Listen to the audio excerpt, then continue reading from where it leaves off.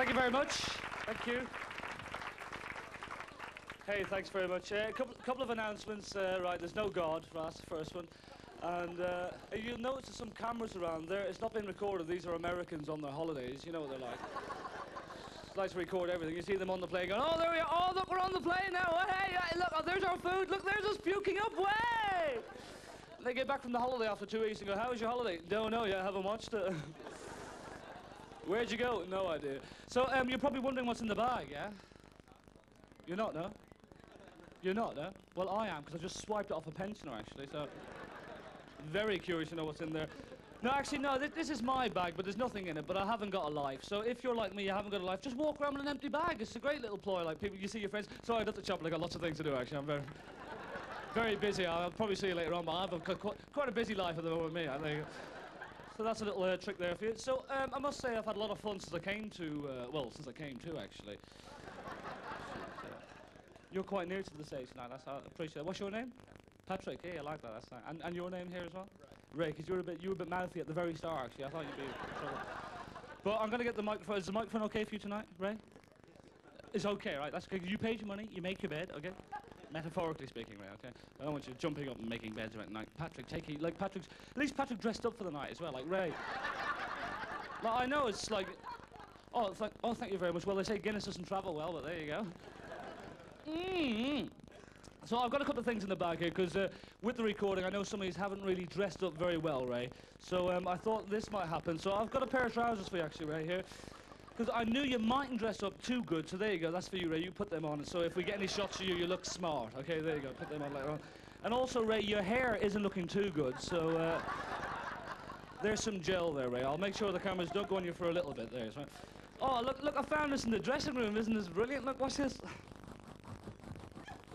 Yeah, I live on my own, you know. Does anyone here live on their own, do they? See, nobody see you putting your hand up, because you forget how to speak when you're living on your own, don't you? You're indoors all day, not saying a word. You know when you're out in the shops, all of a sudden it's... I'll go home and practice for a little bit, there you go. Go home and watch Brookside. The Busies. Up to the shop. Hey, the Busies! Got thrown out there, so that was all right. So what else is in the bag? I got my own microphone in case there's any technical fuck-ups tonight, so, you know, no expense spared. Well, hey, there you go, Patrick. £6 that was, actually. No, thanks for dressing up tonight, Patrick. I appreciate that. No, that is very nice. I think that's everything except for a can of lager, which we all need. Right, so let's start then. Right, so I'm in a bloody brilliant mood, actually, because I've always had really shit handwriting, and yesterday I realised I'm left-handed. So it's quite a trait. My parents, those pranksters, like, oh, yeah, I'll go for all those job interviews. Oh, sorry, just really bad writing. There, I'm brilliant now. So I'm going to take off the jacket as well, because I bought this a couple of weeks ago, and only yesterday I realised there's loads of bloody dandruff all over, like, you know? It's always when you leave the shop, isn't it, you notice these things. That annoys me, like, you know? Just put that neatly there. And the reason I'm dressed like this is in case there is an emergency, in case an indie band needs a guitarist really quickly, I'll be there. Here's my little fantasy lived out for the night, then. Always in front of the mirror, I'd be there doing all that, and like, probably you'd be there pretending you were an accountant, probably, when you were a kid. Probably there, running upstairs when the parents aren't there, over to the mirror, kind of going, 1, 2, 3. All me folks are here. Yeah, I'm normal, what's your problem? So I got up this morning, and I went over to my closet, and Mr. Ben was in there trying on my clothes. Get out of here, you're a cartoon character, for God's sake. So, a couple of questions. Why? There you go. And, but also, like, what do ploughmen have for tea? They made such a big deal about this cheese and pickle sandwich, like, oh, that's our idea, that one, yeah, we invented cheese and pickle, like, you know, just have some cornflakes. Oh, ploughman's breakfast, there you go, our idea again. The conversations you overhear in public toilets as well. Like, tonight I heard these two women say there's a strange man in here, you know.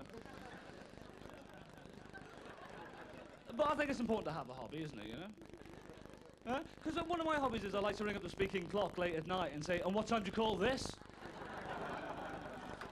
My little thing. So also, like, in the good weather, I like to get into my old swimming trunks and hang out by the pool table in the local pub down there, actually. Got thrown out, you know. So, do you play pool, Ray? Are you any good? Want to fight, do you? No, because I thought you... No, actually, I was just a bit aggressive like that. Were you in a gang when you were a kid, Ray? Were you in a gang? Because I was in a gang, so I just, you know, if you were in a gang, I would have said, look, come on, let's reform and fight, you know, because... No, because I was in a very well-organised gang, actually. I used to be there taking the minutes, you know. Excuse me, is there 2 teas of machete? Go ahead. Was that ouch or ouch? Any other business? Run like fuck. Okay, take care, bye. So that's good. So also, I've been... anyone here from the old country? Yeah, what part of Greece are you from? Did you get that, Patrick? Hey, you're cured. Right, so... No, I'm from Dublin. Dublin's very laid back, actually. You can tell Dublin's laid back because the street signs into Dublin saying Dublin 2 or 3 miles. It's not far. Relax, you'll get there. What's your problem? Like, you know, still be there. Like the conversation you hear in the pub at this time of night in Dublin is, hey, there's a party on tonight. You want to go? Where is it? About a mile away. Oh, we'll never make it. You want to have it tomorrow night instead? Yeah, okay. Let's go. Little Beckett play that one, actually. And there's, like, it's not much fun for burglars either, because they don't get much of a laugh. Like when they go into a bank and go, right, no sudden movements. People are going, fair enough. Come on, count out the money. Oh, count out yourself. Do something to earn your money. Oh. I know there's a button there I can call the police, but it's too far away. Go on. Please, come on, everyone, put your hands up. Oh, do we have to? Oh, oh, come on, hurry up. Well, it's nearly my lunch break, for God's sake. Doesn't time fly when you get your watch and twist it really fast? Yeah, I told you I live on my own, you know. So, what else has been happening? What's been happening in your life, Ray? Have you had a good weekend so far? Not too bad. So you're kind of bubbly for the old Saturday night out, yeah? Like, you're determined to have a good time tonight. Not too bad. I'm alive, you know, it's all right. See, and I bet when I ask Patrick, he's going to go, yeah, okay, I'm having a great time. Patrick, how are you doing? See? There you go. A lot of... His philosophy is great, actually. So London, I don't like living in London, though, because it's too busy. Like, people don't even talk to each other in London, as I, you know, noticed here, like... Because, like, you know, they don't, like, people like say, I'd love to chat, but I live in London, have to dash. I think there's things happening down here now. No, I'd love to chat, but I'm in a bit of a hurry. I think there's a lot of things happening down in this club down here now, like, you know? This kid's being bold. I say, come on, cut the cord for fuck's sake. I've got calls to make. Hurry up, will you? Sell! But you can keep fit walking the streets, because nobody has any, like, you know, people just walk in a straight line and say, I'm not getting out of your way, pal. No, I'm walking in a straight line. Fuck you, like, you know? I end up walking the road and I go, yep, sorry, yep, out of your way. What? No problem, there you go. Yep, what? Oh, it's keeping me fit. No gymnasium for me. There you go, thank you very much. You're deformed after rush hour in London, like, where were you? I was just out for a walk, actually, there you go. Do you ever have a thought that pops back into your mind for no reason after 15 years? Like, you just walk down, poof, hey, that macaroni cheese I had on my 14th birthday. It's really salty, wasn't it?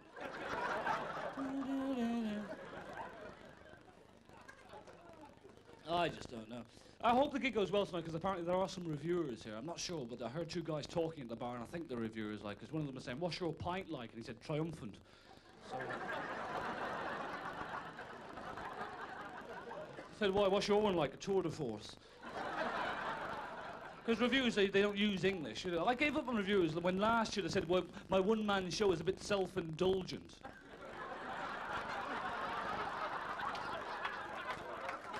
Sorry, the dancers just didn't show this week, you know? But I like going to the cinema, and all these gangster films that are coming out now, like, and the second a gangster film is over, you turn into a gangster, like, and you're watching the film all the time going, yeah, I'm tough, yeah? Credits come out, you get the guy beside you, fuck off. Get out of here, like, usher right out of my way, like, pushing through, I'm in charge here, like, you know. So you leave the cinema, you see really hard people outside. Oh, just my little fantasy, I'm a wimp, actually, leave me alone. But drugs as well, I don't do drugs, you know, because I don't like people, they spend 50 quid on a knee, whatever the hell that is, like, you know, and they say, oh, Sean, I did some acid last night, and wow, everything was red. Great. Well, I'll just look at this curtain here for a while. That'll save me some money. There you go. And there's a lot of people smoking because I'm getting that lovely secondary smoker. She's going to bum a cigarette off you? What's your name? Jimmy. Jimmy, yeah? Where are you from, Jimmy? Kilkenny, eh? Nearer to town than Boston, eh? Can I have... Thanks. Because you might... Look, I saw you at the Barry Manilow concert. That was you, wasn't it?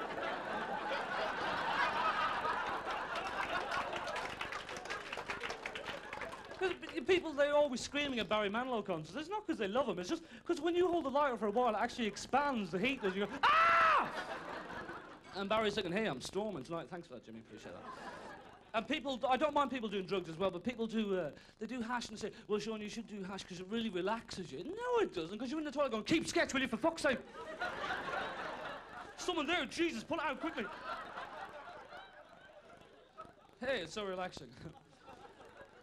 But I had a horrible experience on drugs, because I once actually OD'd on amphetamines, and it was horrible. I was rushed to hospital and made to work the night shift. So no more druggy woogies for me, I'm afraid. Recently I got my haircut. I was quite happy with the haircut, but wasn't happy with the small talk. Because I don't know what it is, but barbers insist on talking bullshit, like, you know? Say, how would you like your hair done? Quietly, please. Just cut around the Walkman, thank you very much. Yeah, that's super, thank you very much. And, like, have you ever seen a barber with a decent haircut? Like, you know, they're not exactly a great advertisement for themselves, like tufty bits hanging out here, like I said. Or you can get it done by my assistant with the tufty bits hanging out on this side, like, you know. I think they cut their hair while they're doing yours. They're kind of going, oh, hang on a second. And they've got complete control over you as well, because they have control of your vocal cords. The second they put that towel around you, because you're looking in that big mirror and you can see him messing up your hair, you're going, oh, Jesus. Oh, holy fuck. Oh, 3 weeks indoors for me, then. Oh, no, he's messed it up bad time. Jesus Christ. Oh, I think I'm going to puke up, actually. Oh, holy God, I'm going to kill myself. No, that's not, I'm going to kill myself. And then, like, you know, when he's finished, he goes, how is that? And you go, fine.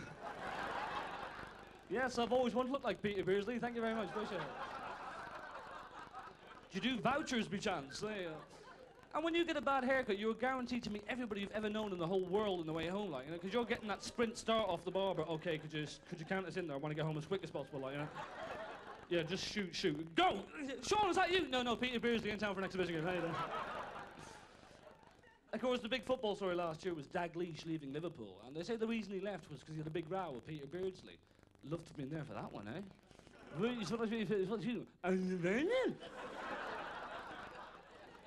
Oh, I'm out of here. No, I'm not taking that kind of shit. Graham Souness, I will never leave Glasgow Rangers. See yous. Sorry for spending 50 million on the shit team. Sure, I'll do the same with Liverpool. There you go, a bit of consistency in my career. Because there's so much football on the telly now, it's so dull, like every time you turn on. And now we have the European Cup with Tottenham versus Raji Harkook, and you can, oh, no, I'm not watching that. And then it goes, in Nikon digital stereo. Oh, watch it so.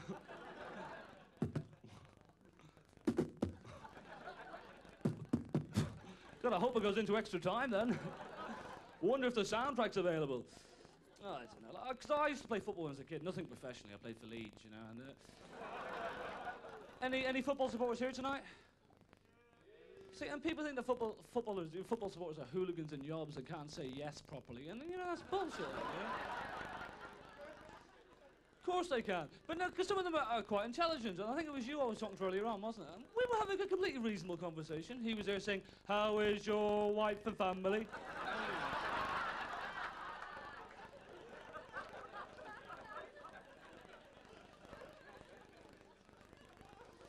But I used to play football in the park, like, it was terrible, because you didn't want to be the last one picked for the team, like, you're all lined up waiting to be picked, like, and you're trying to bribe the captains, I'll give you me basic rollers on you if you don't pick me last. And they're picking the teams, and they're kind of going, Gizzo, my side, Wizzo, my side, Fizzo, I love you, mate. I knew I hadn't got a chance of getting picked, like, because my nickname was Wanker, like, you know? Wanker here, I'll play and goal if you want. I'll say, sorry, Sean, get out of here, will you? Say, Debbie O, my side, Sharon O, we love you, mate. And say, sorry, Sean, you can't play today. There's an odd number. Why don't you piss off? Thanks very much, Dad. I'll go home, so I'll bring the dog for a walk. Come on, Patch, we don't need you. Let's get out of here. Come on, Patch. Sean, yeah? Patch is picked. Have a good game, Patch. Because I'm not frightened of heckling anymore either, because over here people say, Sean, get off with you, you're annoying me. And I go, oh, God, okay, fair enough. And I go, but in America people have guns, so that changes things, really. Like, hey, man, you suck. I do, don't I? Don't shoot, for fuck's sake. Of course, being Irish as well, you get patronised by the Irish Americans. Like, you know, they come up to you after a gig and go, hey, great show. Here's some money for the boys.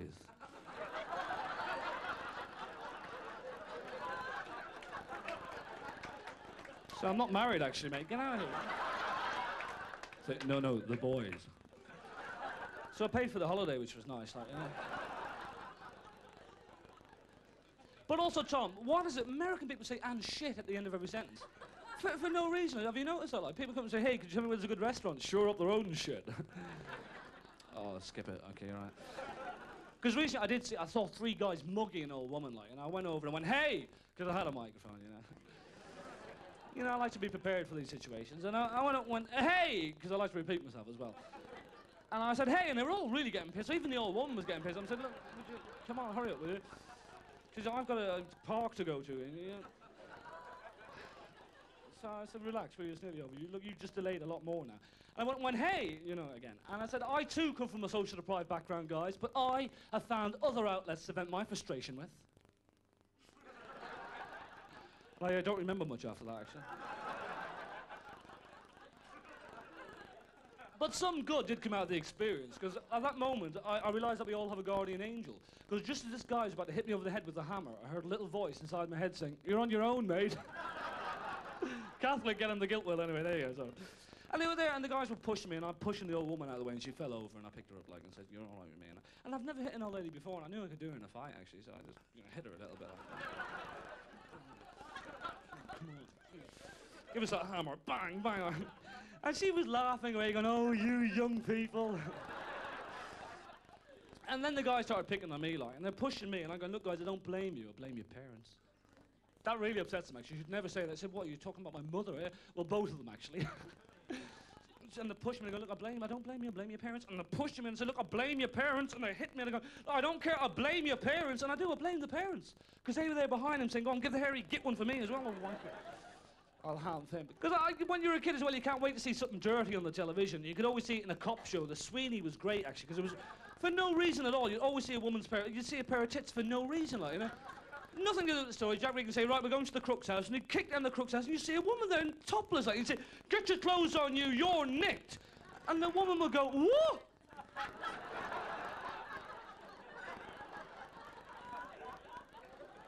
And then be shocked, not letting anyone see them for the rest of the show. Like, and that's a natural reaction, really, because when you were late for school, right, and your mum would come in and say, "Come on, Sean," and go, "You what?" "Oh, Mum, I'm shocked. Get out of here." So you'd be there watching the Sweeney as a kid, like, with me family. Like, I had a younger brother and an older brother, so, you know, we all had someone to beat up by my younger brother, like, you know, because all my life, you know, "Hi, there's my older brother." "Oh, thanks, man." Mum went, "Well, we're going to have another son." "Great, Mum." There you go, something. But we're there watching it with my older brother, and my older brother, he was obsessed by cars. He'd read a car manual, go, "Yeah, oh, they're lovely." And "Oh, I should," and read another car manual. That was my relationship with my older brother, like, you know, it was lovely. But, like, I remember when the Sweeney came on, like, and you know the dirty bit's going to come, but your mum's there watching it as well. You're going, "Oh, bloody hell." Right. You know, Jack Regan just said, "We're going to the house," so, God, there's going to be a pair of tits on the telly any second now. Oh, God, Mum's watching it. She'll make us, oh, God, it's going to be embarrassing. Right, I'll pretend I'm reading the paper. "Just reading the paper there, Mum. Not really interested in what's happening on the telly there at all." "Oh, what's your brother? Have you got a horn yet?" He says, "Yeah, Granada, T-Reg. Well, hey." Oh, thanks. "All right, it's on." "Oh, Mum, look, there's a good article in the paper there. You should read it." And Mum goes, "What the hell is that on the telly?" "What, Mum? Is the telly on?" "Jeez, that's disgusting, Mum. Turn it off." They said, "Oh, that's horrible, Mum. Come on, we don't want that filth there. Come on, put on our best of highway video. Come on, quickly." But it's not that you wanted to see a pair of tits on the television. It's that was the only thing anyone talked about the next day in school. Like, you know, you got to school and say, "Hey, did you see the tits on the Sweeney last night?" "Did you see the tits on the Sweeney last night?" And you say, "I think it's geography we're supposed to be doing, Father Murphy. Okay, can we get on with that?"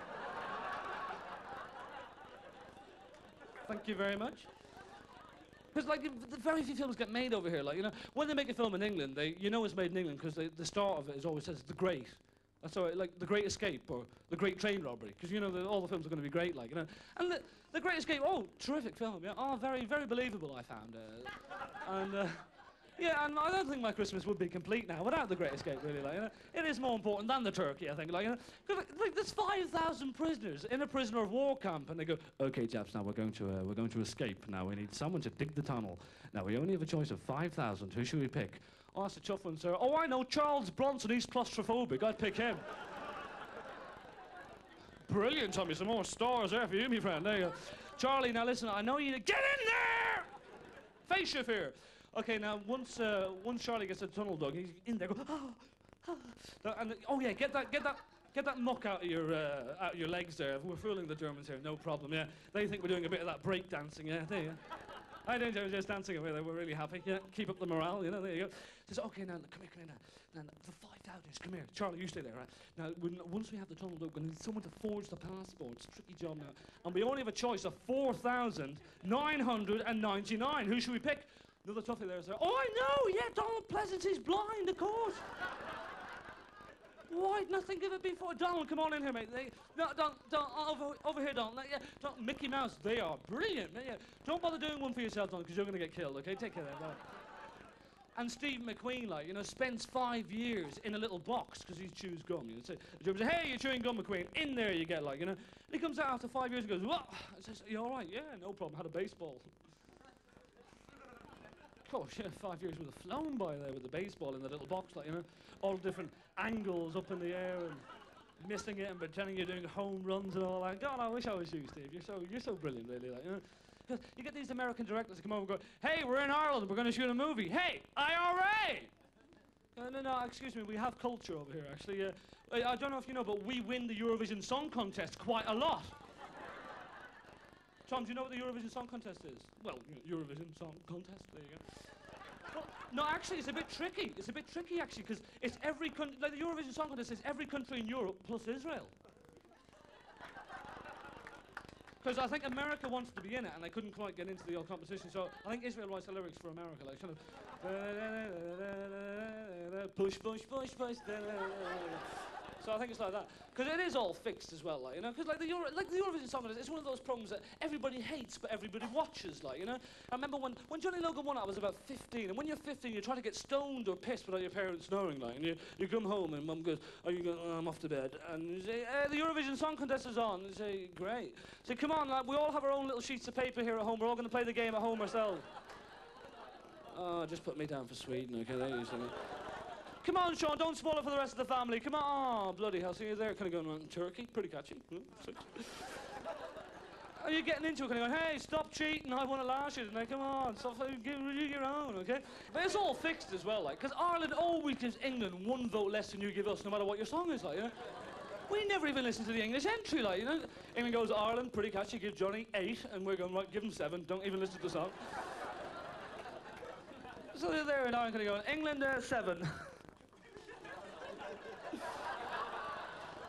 There's always one country that nobody votes for, like Belgium, like, you know, kind of, because it's always a song going, and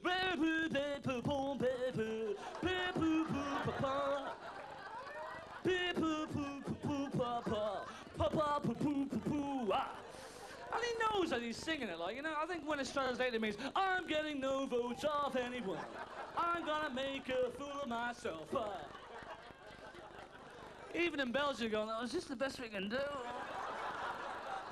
We've got bad PR as it is. What the fuck are we doing? Oh, no. And of course, like, Ireland's like, they're doing the votes, kind of going, okay, you got the English vote sorted. Okay, Belgium, give that nothing. It was shit, actually. So you get the phone call from Charlie High. Charlie High is our tea shop, by the way, which, for anyone who doesn't know over here, is the equivalent of a barman, you know. He runs the country in Ireland, like, you know, and Charlie will ring up, like, during the casting vote and say, give Belgium 10. What the hell are you talking about, Charlie? Look, we're trying to do some meat trade with them at the moment, okay? It's very touchy. Oh, we're going to look ridiculous, you know. Look, just do what I say, like, you know. Here we have the votes from Ireland. Belgium, 10. What was that, Ireland? You know that was a shit song? Yes, look, we liked it over here, like, you know. We have our own ways, thank you very much. Come on. But Ireland's like Charlie High during the Gulf War. Iraq owed Ireland £80 million. Can you imagine what a hassle that was for Charlie High? Like when the UN says we're all kicking off, Charlie's kind of going, well, can you hang on a second there? Can we not just talk about this? Let me make a quick phone call. Hi, Sammy. Sammy, how you doing, babes? Yeah. Listen, it's Charlie High here. Yeah, Taoiseach. Yeah. Yeah, Ireland. Yeah. Yeah, it's near England. Yeah. Yeah, listen, mate. You owe us £80 million. Yeah. You know, not for arms. No, for butter. Kerrygold. Yeah. What, it's in the post? Brilliant. Okay, yeah, let's play poker soon again. Yeah, ciao, babes. Okay, bye. Yeah, I love you. Take care. Bye. Okay, where's the Irish Army? He's outside. Bring him in. Now, Tommy. Hey, did you win the Eurovision Song Contest for us one year? No, don't relax. It's okay. Now, listen, Tommy, like, you know, you don't get to go much, you know, but you're going off to the Middle East, okay? So good luck, right? Well, no, we haven't got any planes, so get a lift off one of the English guys, okay? There. Just hitch your lift there, you know, on the runway there. I'm sure they saw it. What? No, no guns. Here's some butter. Just lob at them. They live on it. So, and there's going to be a general election here soon. I can't wait to see which country the Tories invade to get the votes this time, like, you know? No, because that's the only thing that annoyed me about the Middle East war, like, you know, because, like, okay, like, you know, some people say it had to be done, but at the same time, like, the UN go in and blow the shit out of all the bridges and all the airports and all the construction so they can get all the contracts at the end of the war, like, you know? And we'll get all those, like, do them fucking really bad, like, you know, just blow the shit out of them, because the worse damage you do, the more work we get when the war's over, okay? And Ireland's just as sly, like, Charlie Hyde's at home kind of going, right, construction work, they'll have lunch breaks. Sandwiches, Kerrygold butter, we're in!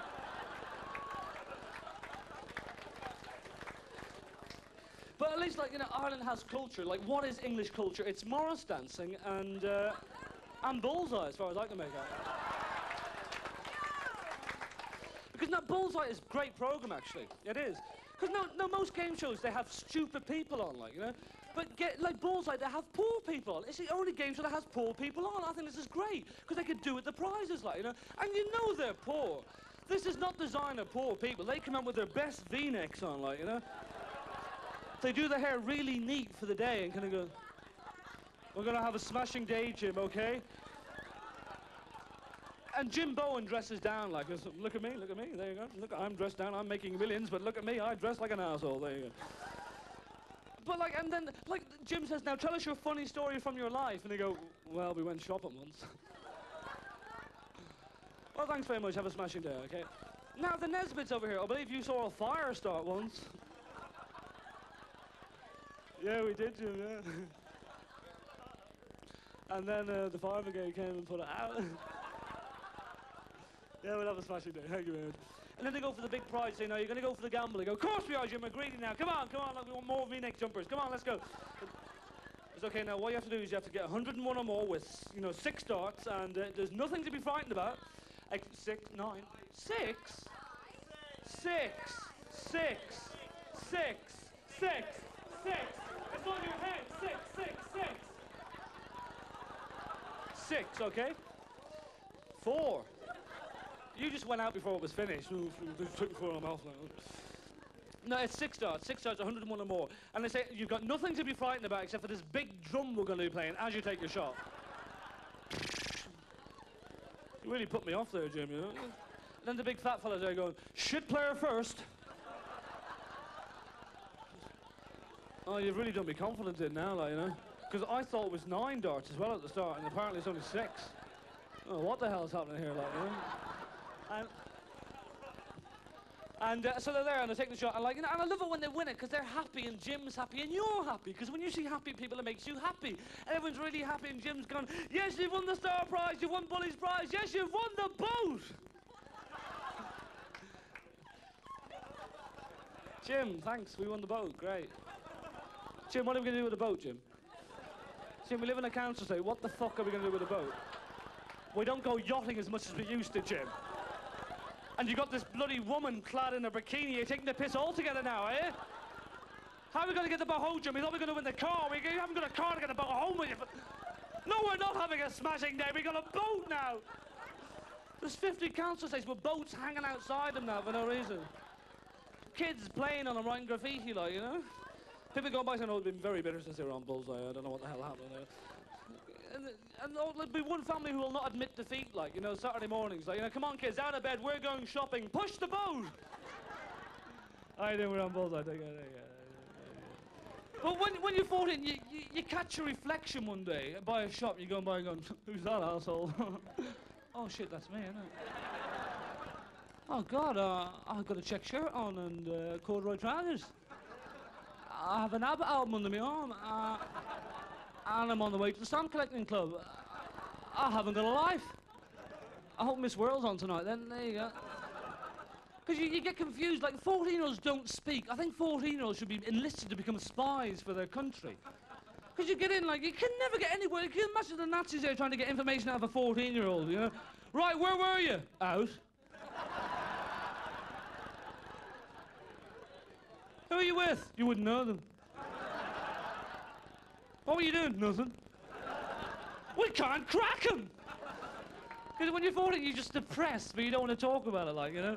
Like, you're walking down until one day you hear a little voice inside your head. You're walking down singing Duran Duran, whatever, and then you hear, Sean!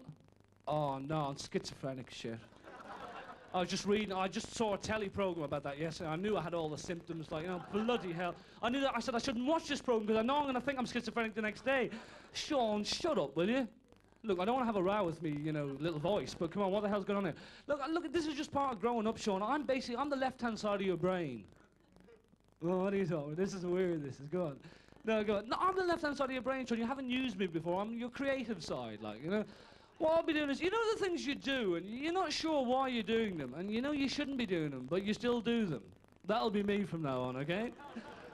Like that window you just smashed there. That was my idea, actually. Oh, Sean, better start running. Jeez, there he is. Oh. I would do, like, things that I couldn't understand why I was doing them when I was growing up. Like, I once walked around Dublin pretending I was Australian. Just to annoy people, like, you know? Because apparently that's what Australians do. And I was going up to people going, how you doing? Could you tell me where Parnell Square is? Is it good? And then just bullshit. And then I went into a shop and said, hi, could I have some chips and a Mars bar? And he said, how's your brother, Sean? He's all right. I'm confused, okay?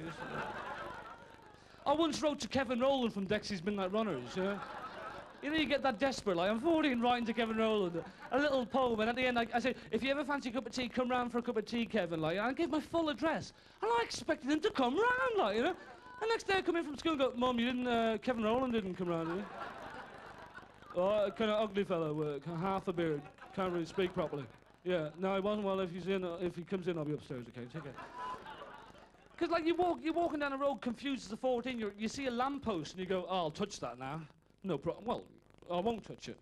Just the fact that I know that I can touch it is enough for me. Like, I can come as near to it as I want as well. But if I wanted to touch it, I could touch that now if I wanted to, but I don't want to. I just want to come nearer. Just knowing that I could touch it is enough for me. I'm in control. I could touch it if I wanted to. That's all I wanted to know.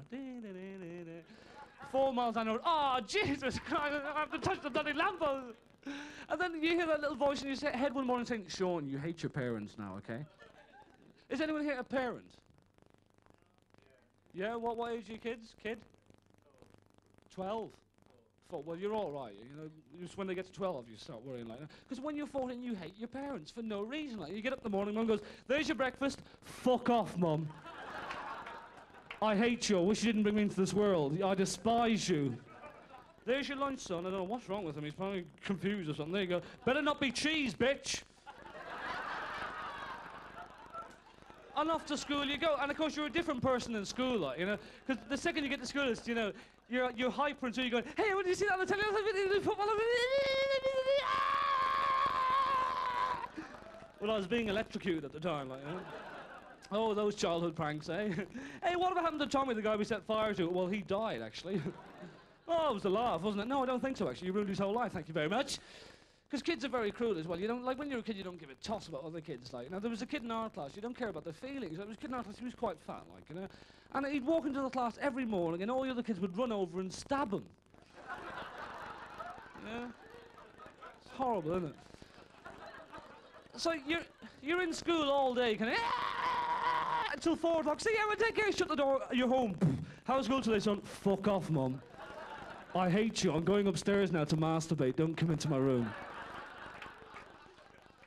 That time when you masturbate for the first time as well, you're going to go, God, this thing's happening in the middle here. I've heard about this. This is called masturbating. Okay, let's go. Let's do it. What are my sexual fantasies?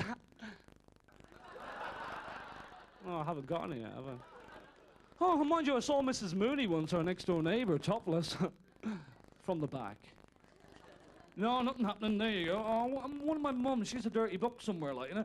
Because I know we all read these dirty books from time to time as well, but has anyone here actually written one?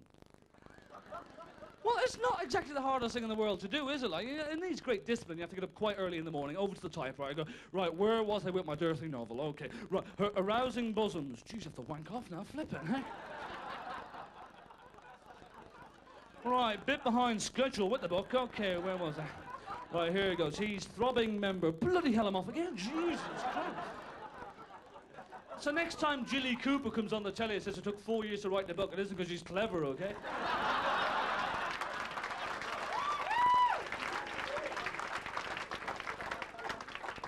you give your parents such a hard time. Like the second you leave home as well, you do all the things that your parents wouldn't let you do. Like, you know, second I left home, I bought a tuxedo, went to an opera. That pissed them off.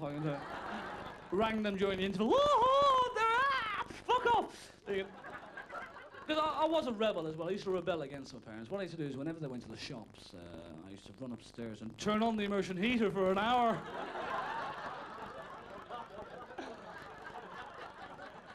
Didn't even use it. I was crazy.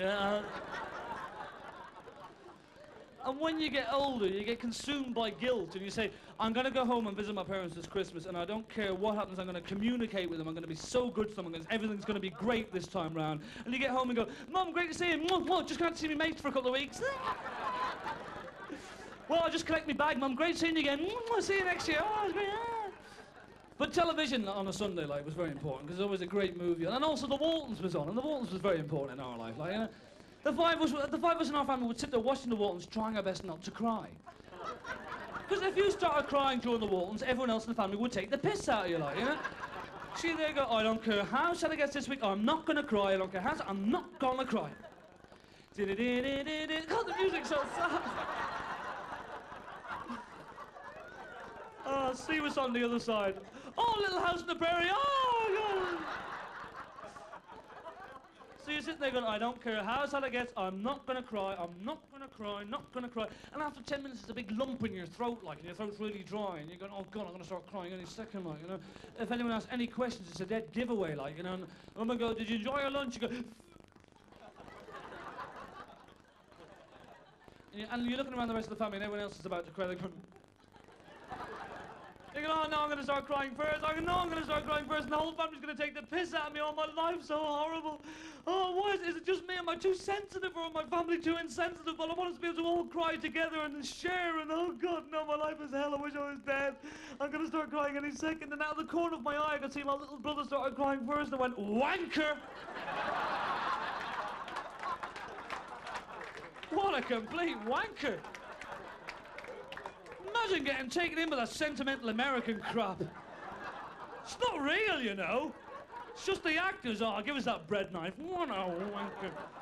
You're so immature crying at that. Bloody hell, you aren't going to the toilet. I don't know what your problem is. Oh, God, John Boy's gone blind. I'm sure Marianne's going to lose the baby, you know. Jimbo's 40 now, I don't know what he's going to do. Wanker. You're there watching television, Gandhi, you're watching Gandhi for 3 hours, there's 5 minutes left. You know, your dad comes in pissed and goes, snooker.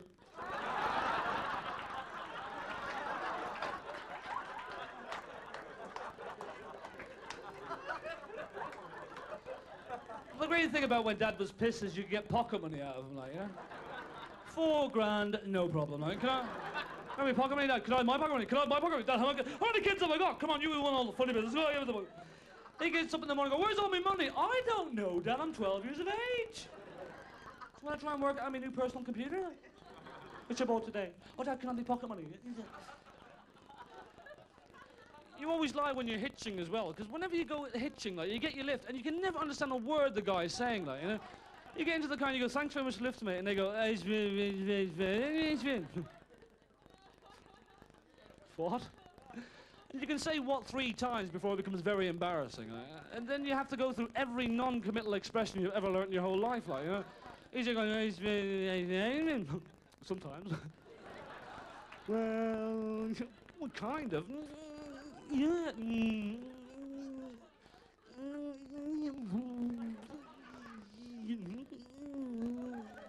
And then he stopped the car suddenly. He said he had to get out and stretch my legs, you know?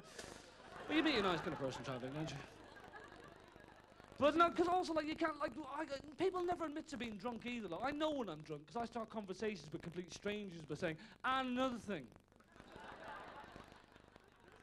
But people never admit to being drunk, like, you could be there choking on your own vomit, kind of going, I'm all right, actually. Listen, if I do die, you can have everything, as long as you tell everyone I can handle me drink, okay? Because I don't want to think I can't handle me drink, like, you know? Because you are not yourself when you're drunk as well, like, you have to remember that. And you can prove this. You ever go into a public toilet when you're really drunk, and you're washing your hands, and you look in the mirror and you think, who the fuck is that? Then you push the old man out of the way and go, thank God. And sometimes if you're drinking all night, by the end of the night, you actually end up flat on your face on the floor. And it's not because you're pissed, it's because you've got so much loose change in your pocket you can't stand up anymore. Taxi. And people always get in the mood for sex when they're drunk as well. Like, so you should never go to parties because you have sex and you're drunk, and they wake up in the morning and you can't remember a thing. You go, oh God, what happened last night? Oh God, Louise, something happened with Louise last night. Louise, that rings a bell. Louise. And you see sitting beside you some big fat hairy ass biker with Louise tattooed on his ass. How you doing? Yeah, I'm gonna go home now. Take care, like. And we're all, as I said, we're always trying to pretend that we're not drunk, like, you know. Have you been drinking, Sean? I love you. I wouldn't say that if I didn't mean it, you know. No, you're probably the most important person in the world to me, and yeah. And I think me and you now should go home and make love like we've never made love before, okay? And the policeman said, look, just take the breathalyzer test like everyone else, you cheeky git. But you do, like, you get the impression that, like, when you're growing up, everyone is always obsessed about when you lost your virginity. People go, come on, Joe, when did you lose your virginity? When? Look, just drive the fucking bus, thank you very much. Leave me alone, please. And your mates are really worse. They come on, Sean, when did you lose your virginity? I told you I was 4.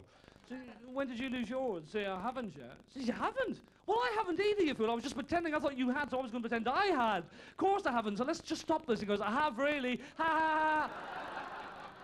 Oh, you double-crosser. It was a double cross. I have as well, yeah. Yeah, because I was a spy when I was 14, you know. Couldn't break me, I'll tell you that much. But your mates about it, come, Sean, when did you lose your virginity? And I say, I haven't yet. And I say, why not? I says, well, I'm trying to save myself for the woman I love. Exactly, you know. Yeah, we just can't get laid, can you? What do you know? I said, no, really, I'm saving myself for the woman I love. I said, really? Yeah. Really? Yeah. I said, well, it's good to see someone that's a bit of respect for women in this day and age. Good to see someone that's a bit of morals. Take care, Sean, you're okay. Hey, Tony, did you hear Hughesy's gay? I remember bringing a girl home, like, Dad was in the sitting room watching the Addams Family, saying, now, why can't we be a normal family like that, eh? And your two brothers come in to have a quick gape at your girlfriend. They go, how you doing? Pleased to meet you. Ah! Oh, she better have a better personality, John. Bloody hell, what? Jesus Christ, what's your problem? Oh, it's nice to meet you, pleased to meet you. And of course, my mum was the best, because anytime I brought anyone home, my mother was no longer my mother. She was an air hostess. Sandwiches? Drinks from the bar? Emergency exits, front door? Back door? And bathroom door can be locked from the inside in case of domestic turbulence. Have a nice day. But also, like, we could be having the biggest row in the history of mankind in our house, and once the doorbell rang, we were the Cosby family. We opened the door, hi, how you doing? We're all, yeah, we're really happy. So never mind the dinner on the wall there. We're just a bit of modern art. We're quite a liberal family. There you go. Because my parents were quite liberal. They used to insist that I call them Bob and Marge. Like, I don't know why. It wasn't a name for them. It was stupid. And the most embarrassing thing about having liberal parents was the time they actually invited the neighbours around to watch a video of my birth. Yeah, thankfully by the time Dad go down to the video shop, somebody else had hired it out, like, you know. But so, and you bring a girl home, and then also my mum would say things I've never heard her say before in her whole life, like, right, who wants dessert? What the fuck's dessert? Oh, shut up, you, we have dessert every day, pay no. You little sausage. And my mum would never talk about sex unless all my relations were around for a family get-together, like, you know. She'd be talking to me, Auntie Jenny, going, so your young Rob's had his first wet dream? Sean, tell Auntie Jenny about your first wet dream. Oh, Mum, do I have to? Go up and get the pictures like a good boy. Just be in the bathroom, yeah. And then, like, they'd have all these family get-togethers, like, you know, with the in-laws, the outlaws. Dennis Law would turn up on occasion as well, actually. He'd always start to singing, funnily enough, like, you know. And like, they'd all start singing songs into Coke bottles that nobody knew the words to, but there was one key word in the song, like, you know, smiling, smiling, smiley, smiley, smiley, smiley, smiley, smiley, smiley, smile, smiley, smiley, smiley. And they go, oh, I know that one is smiley, smiley, smiley. Here's one, we're on the road, on the road to God knows where. Donegal, Limerick, Kilkenny. Oh, on the roads all over the place, 'cause there's roads everywhere on the road to nowhere like talking heads. And like you're there just swigging drinks when no one's watching and being patronised, tapped on the head like, no, so when did you make your confirmation? Fuck off. That day in confirmation as well, like, I don't know, like, if you're Catholic, you make your confirmation at 14, you're allowed to take the pledge, like, you know. It's just, and now there'll be a minute's silence for anyone who wants to take the pledge and promises not to drink till you're 18. And all you hear during the silence is, whoosh. I got loads of confirmation money, I'm going on the piss myself. Except for, no, I couldn't, like, you know, because, like, when you make your confirmation, your parents say, go round to the neighbours and get money off them. I don't understand this concept. Go on, do it, like, you know, and you get around, oh, God, 15 quid, I'll put that towards your bike. Never see it again, like, you know. But you bring the, like, they're there, they patronise you, and they say, Sean, sing us a song there, why don't you? You say, look, I don't know any songs, leave me alone, will you? Say, come on, you must know something. I say, well, look, the only one I know is Dexy's Midnight Runners, the Kevin Rowland fella. I don't think you'd like him, actually. Go on, he's Irish, sing us one of his songs. I go, okay, fair enough. And they all gathered around the same show. Say, come on, Sean's going to sing. And I went, come on, Eileen, what's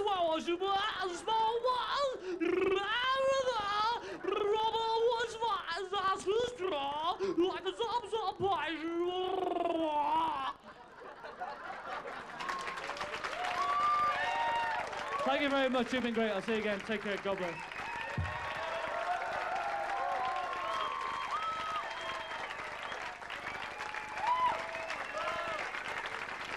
Uncle.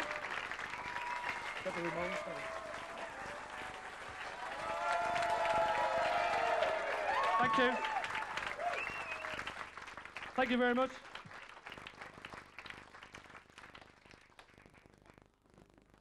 Julian Cope. There you go. Well, I'll tell you about the first rock gig I ever went to see, actually. The first gig I went to see the Ramones.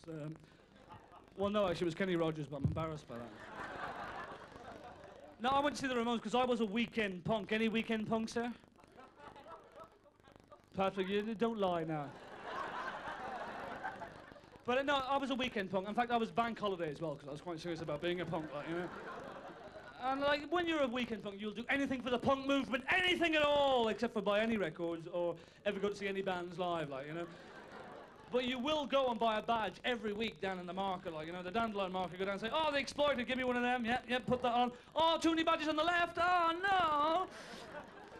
And basically, you go around in a fairyland pretending you're going to see bands all the time. Like, you go and go, like, you know the name of all the bands, but you don't have any of the records. You just go, oh, Buzzcocks are my favourite. Yeah, oh, yeah, I love that. Stranglers, their early stuff was brilliant, actually. I love that. Oh, yeah, the Exploited, well, they're all right. Pistols, not too bad. Like, the Down, all right. Like, Ramones, all there, they're brilliant there. Oh, you're going to see them? Well, have fun with that. I'd love to go myself, but, you know, I'm sure it's sold out. Oh, you got a spare ticket? Well, and what, for me? Oh, shit, what, really?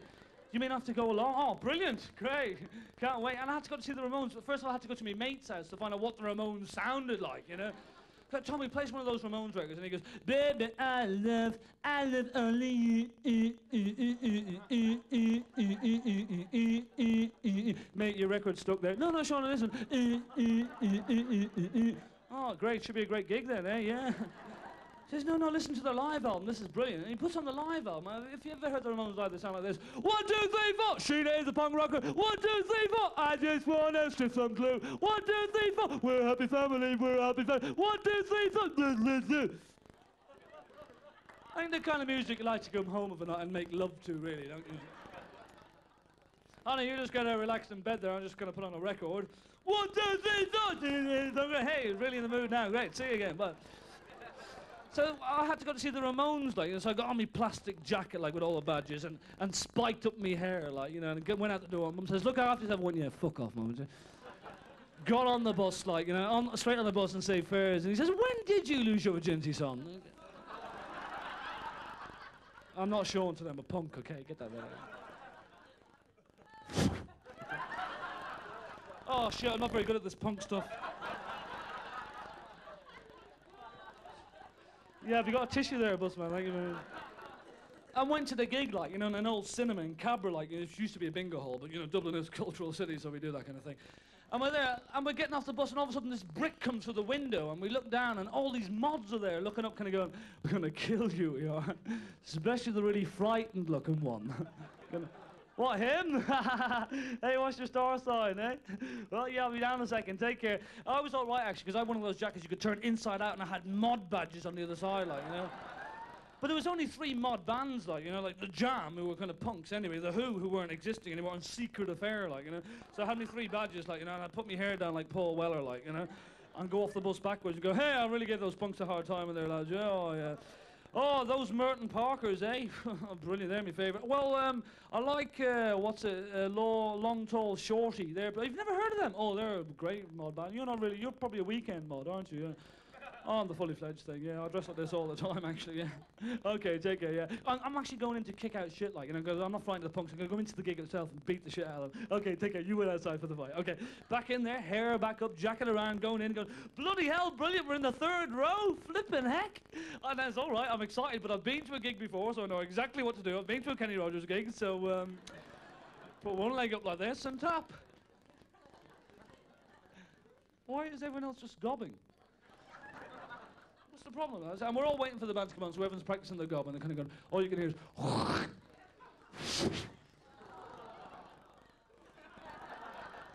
Thanks. Thanks for letting me join in, lads. Thanks.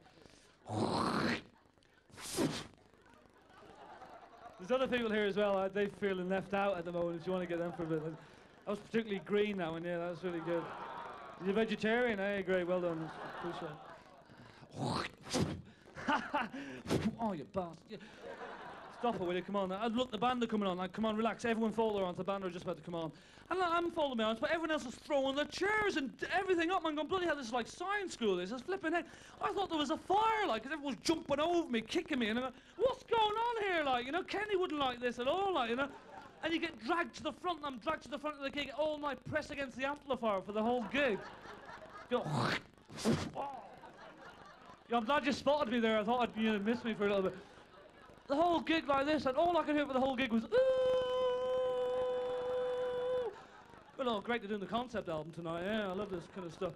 All night, and I could just hear snippets of conversation, like, you know. Kenny Rogers. I'm having the worst night of my life. People, you know, kicking me and punching me and thinking, this is a laugh. Oh, thanks, that's great. Yeah, because you pressed my head right in against the amplifier there. I appreciate that. Oh, spitting me there. Yeah, the band are over there, lads, by the way. And you're having the worst night of life. And I wanted to ring home, like, I wanted to ring home and go, Mum, fuck off. Kenny Rogers, fuck off. Everyone, yeah. And I want, like, you get there and the gig finishes and everyone's going, more, and I'm going, oh, please, no, please, Jesus, no. No, because I was no longer a human being. My T-shirt was my body, like, you know? You know, you come out of the gig like that.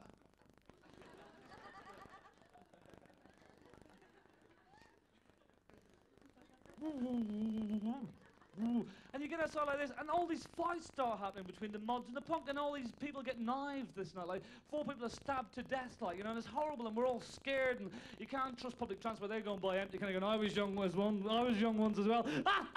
And off they go, like, and you go, oh, Jesus Christ, and all these fights are done, but nobody went near me, because I thought I was a lunatic, because I kept on changing into my outfit, like, you know.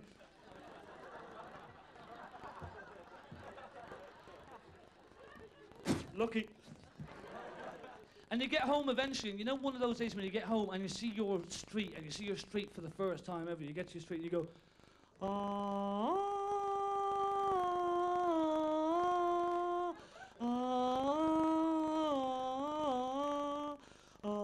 everything is in slow motion, you're so happy to be home. Get to your front door, Oh, Mrs. Mooney, you enjoy the gig then, eh? You couldn't have given me a lift home, you bitch. And you get home and your mum and dad have been waiting up all night, and you get home and mum goes, I was so worried I heard about all this stabbing. And you go, oh, I love you, mum, you're all right, thank you very much. Dad, fuck off! And you go to bed that night and say that little prayer to God that you don't believe in anymore, like, you know, say, oh, hi God, look, I don't actually believe in you anymore, but a couple of things. A couple of little things I want to ask you, in case you're there, like, you know, just in case you're there, like, you know. One thing is, could you get this T-shirt off me the next couple of days? I'd appreciate it. And secondly, I'd like not to be deaf for my whole life. I don't mind, you know, maybe for a week, is a guilt thing for me. Like, I don't mind that so much, but not for my whole life. And I won't be speaking to you for a while, so if you could possibly just give us a bit of a decent life anyway. Okay, guys, yeah. Because, like, even though I don't believe in you, I'm a good person. Like, even though, like, I don't believe in you, I don't actually, you know, the 10 Commandments are there, even though, you know, I don't say, oh, I'm not gonna, but you know what I mean. Okay, I know, well, but you know what I mean. I wouldn't, like, you know, do any of the 10 Commandments, but I don't believe in them, if you know what I mean. Like, look, you know, I'm sorry, I'm all like, I know, so you say something. So you get to bed that night, like, and you kind of, you know those mornings when you get up when the rain is pouring and you've been in bed all night really snugly and you hear the rain and you go. Well, I went to bed that night, you know, like that, like it was all night, like, and except for I woke up with that hangover, even though I hadn't drank, like, you know. But you know when you wake up with a hangover, it's kind of